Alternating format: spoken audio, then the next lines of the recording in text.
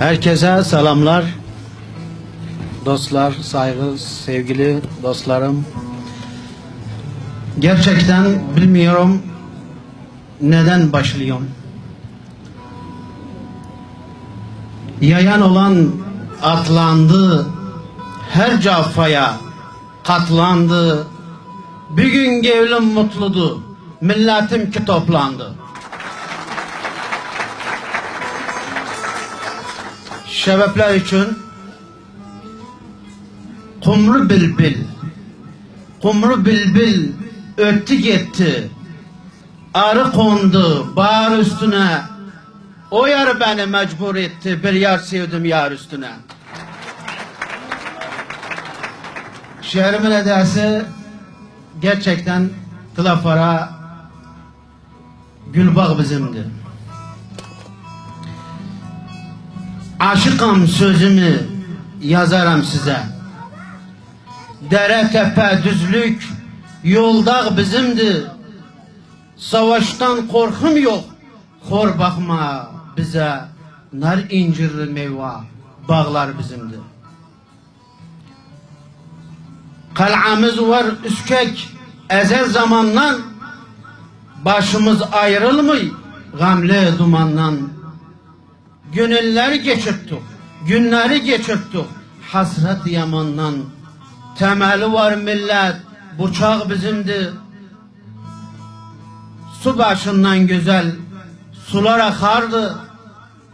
Kızlar su doldurup eve çıkardı. Gitti giden hasret yürek yakardı. Damla damla akan bulak bizimdi. Kamber deramığa rası yanında, kölgesi serindi, sühbet canında. Yurt adı yazılı, üskek alnında, mirasımız itmez, çırak bizimdi. Saylomuz var idi, yığardı millet. Buğdasın arpasın, alırdı devlet. Biz Türkmen milleti, çekmenuk zillet. Ekin biçin sümbül, orak bizimdi.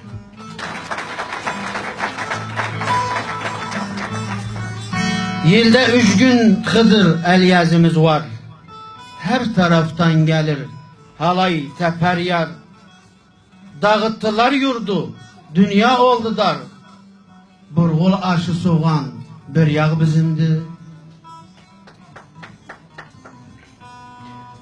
Bağların etrafı yeşil yeryüzü.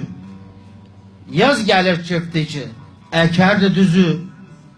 Bütün millet zengin, tok idi gözü.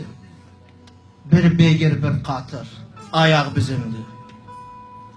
Karatepe selme dere başında, altın toprağında mercan taşında igitler yetirdik bir genç yaşında. Ay yıldızlı mavi bayrak bizimdi. Baba oğlu dağlar taşları gezdi. Kabul olursa bu doğrudan yazdı. Gece gündüz hasret yüreğin ezdi. Yurt ağlıyor duydum, kulak bizimdi. Yurt ağlıyor duydum, kulak bizimdi. Saygılarım.